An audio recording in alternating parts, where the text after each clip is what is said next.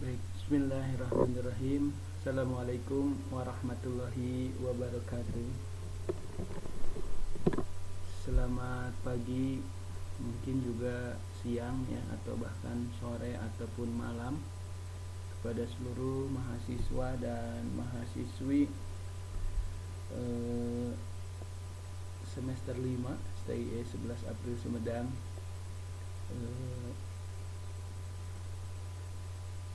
Alhamdulillah ya, pada pertemuan hari ini kita beranjak atau berada di pertemuan ke-15 atau di pertemuan terakhir menjelang UAS, ujian akhir semester ya. Nah, mudah-mudahan seluruh materi dari pertemuan pertama sampai sekarang ini yang akan kita hadirkan bisa memberikan pemahaman tentang koperasi syariah, dari mulai pengertian, kemudian juga produk-produk ya, prinsip-prinsip dari koperasi syariah, dari mulai prinsip titipan, wadiah terbagi menjadi dua, wadiah yad amanah, wadiah yad adomanah, dengan karakter masing-masing dan kelebihan, keunggulan, serta beberapa kekurangan ya. Masing-masing produk punya keunggulan dan kelemahan. Kemudian juga prinsip kerjasama usaha yang kemarin kita pahamkan di materi semester 5 ini tentang mudharabah dan musyarakah ya. Di mudharabah juga terdiri dari beberapa jenis ya. Mudharabah, ada mudharabah mutlaqah, kemudian juga mudharabah muqayyadah, dan terakhir sekarang berkembang mudharabah mustarakah ya. Yang banyak berkembang di perbankan itu sebenarnya kerjasama usaha dengan prinsip mudharabah mustarakah ya, karena investasi yang awal dari sohibul mal itu semakin berkurang ya, dikembalikan sebagian oleh mudhari. Kemudian di prinsip kerjasama usaha juga ada yang disebut dengan musyarakah ya. Kerjasama usaha ini mirip mudharabah mustarakah, cuma musyarakah itu bergaining modal ya, kontribusi dana itu dari mulai akad berjalan ya, terjadi, ini sudah memiliki sama-sama kontribusi dana dan kontribusi usaha gitu. Kemudian memasuki di pertemuan ke-5, 6, dan 7 itu kita dengan produk-produk jual beli ya. Di sana kita sudah belajar dan memahami arti bai bistaman ajil, bai murabaha, bai salam, dan bai istisna. Ya, ini karakteristik dari jual beli ya, dengan beberapa keunggulan dan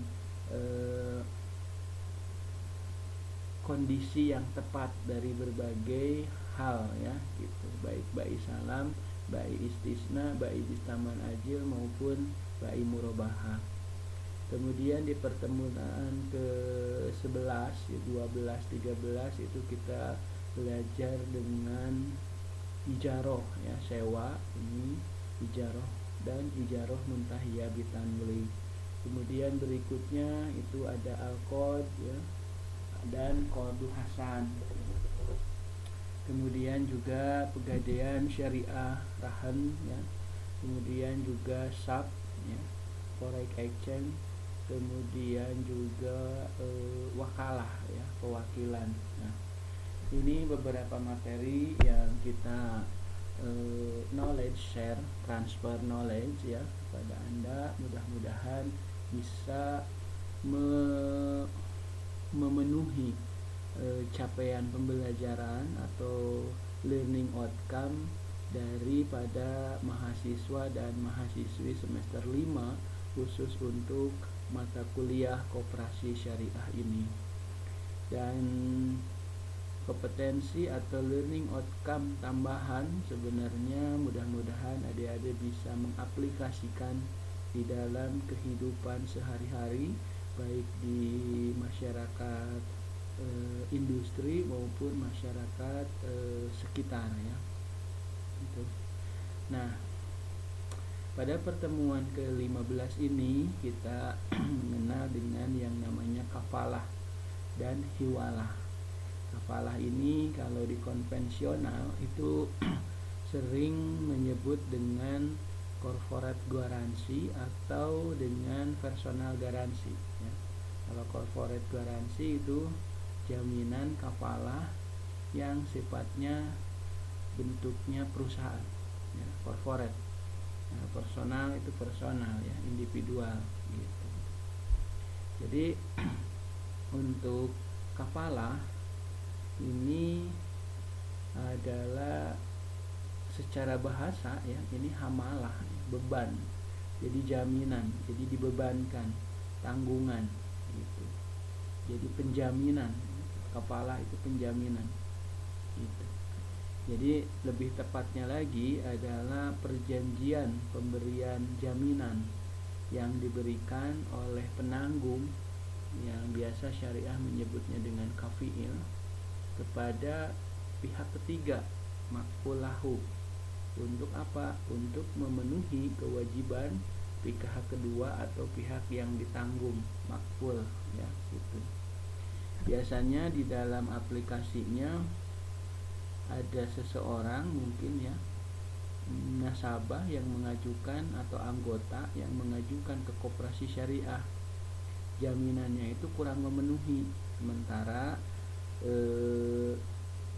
besaran ajuannya misalkan 100 juta, sementara secara karakter, capacity, kemudian kolateral, kapital dan kondisi ekonomi, ternyata hasil analisis mengatakan hanya 60 juta gitu ya. Jadi kurang, baik secara jaminan, secara karakter maupun yang lainnya kurang memenuhi. Sehingga pihak koperasi syariah atau perbankan syariah hanya bisa memenuhi, meng-ACC di plafon atau ajuan 60 juta. Sementara si anggota atau si nasabah merasa bahwa 60 juta itu jauh dari kurang, karena permodalan 100 juta itulah yang sudah diperhitungkan dan mengena, artinya tepat dengan usaha yang akan dilakukan.